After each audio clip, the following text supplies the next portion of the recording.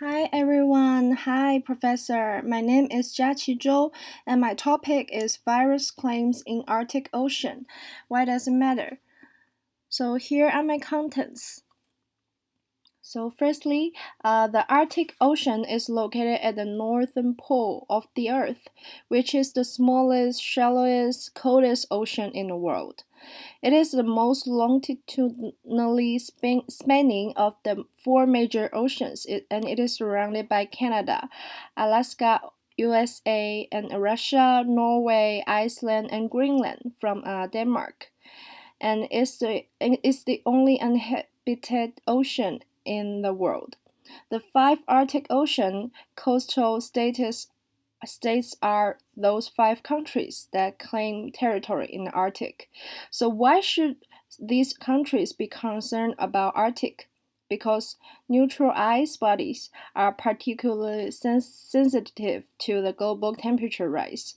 The resources and the value of polar regions are being explored as global warming accelerates the melting of the sphere or cryosphere, sorry. Since the latest 1960s, rich oil and natural gases resource has been discovered in several places in the region. In addition to the estimate 250 billion barrels of the crude oil reserve in the Arctic, which is about 1/4 of the world's oil resources to be discovered. Natural gases reserves are estimated at 80 trillion cubic meters, which is about 41% of the world natural gas reserves.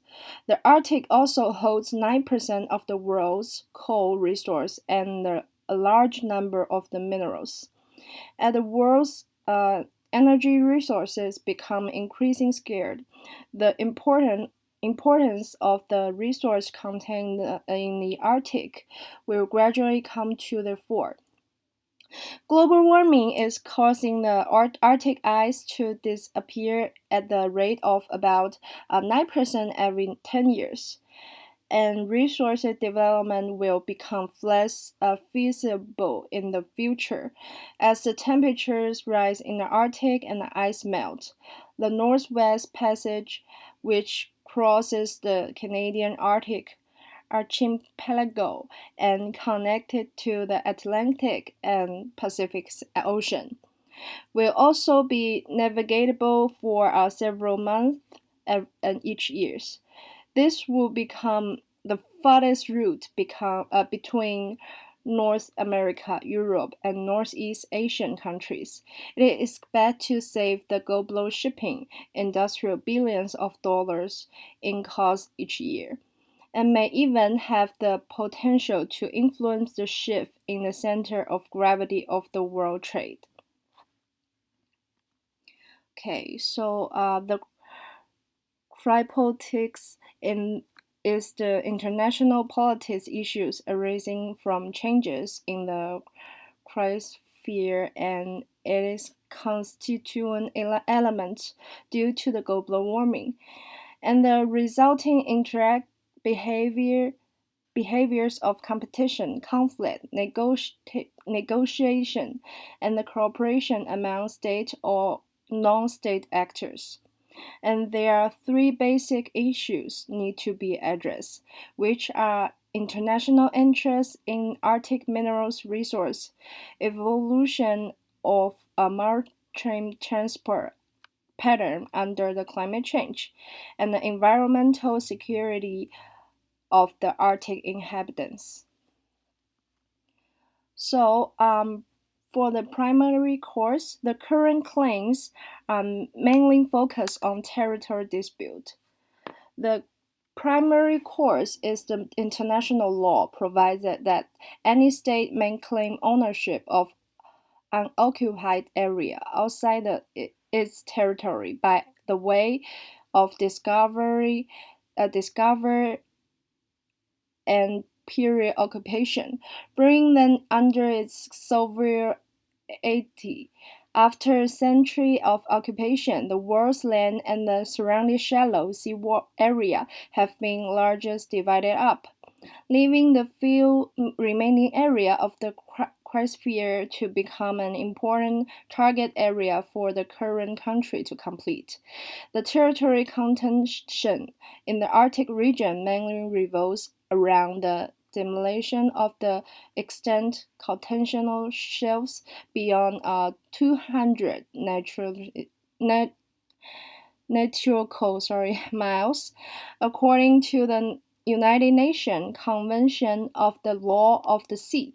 The boundaries of the exclusion economic zone within the 200 nautical miles are determined for the five countries adjacent to the Arctic: Russia, Canada, Denmark, Norway, and the United States, which is the boundaries of the continental shelf beyond 200 nautical miles, have not been determined. Until 2000, much of the Arctic and Arctic Ocean was considered neutral territory, and no states had no territory claims to the continental shelf beyond 200 nautical miles. So Russia was the first country to make territory claims in the Arctic regions.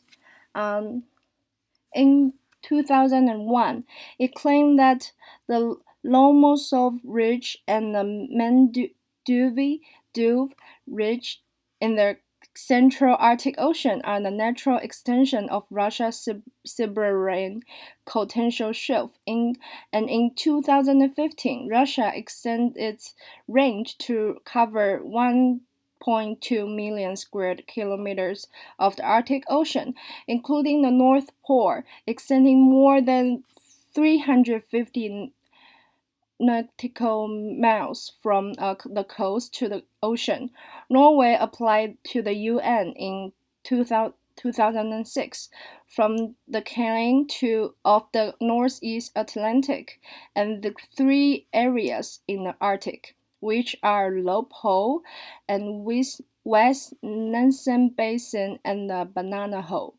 Denmark is the first country to make the formal claim of sovereignty over the North Pole, and it applied to the UN in 2009, 2013, and 2014 to the declining its Arctic Ocean boundaries, covering an area of approximately 895,000 square kilometers, including to the North Pole, which is 20 times the size of the land mass itself. For Canada applied to the UN in 2019 to have the development rights to 1.2 million square kilometers of the Arctic Ocean water, including to the North Pole. The U.S. does not currently have a territory claims to the UN involving the Arctic. However, in 2013, it made a claim to an area extending more than 600 nautical miles north of Alaska to North Pole in the national strategy for the Arctic regions. Each of these countries has conducted several scientific research activities in the Arctic for geological survey purpose.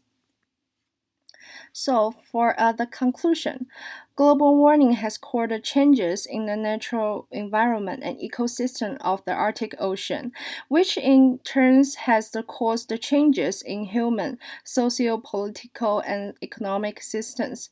Melting ice has brought more technical feasibility and demonstrate economic value to the exploitation of the natural resources in the Arctic Circle. The territory claim of the five Arctic states to the continental shelf beyond 200 nautical miles have largely covered most of the Arctic Ocean, and these areas claimed by each state overlap. The resulting conflicts are likely to become increasingly serious. The essence of these conflicts is the political game based on the national power, and there are anarchy of the international community dictates the logic of the competition among states, making the Arctic Ocean a few new focus of the conflicting interests among them. But anyways, these competition are acted under the international laws, and thus it is possible for countries to reach the negotiable consensus to resolve dispute in the future. Avoiding military conflicts and avoiding causes international damage should be the only starting points for all kinds of activity in the Arctic Ocean. Okay, so here are my reference. So that's all. Thank you for listening.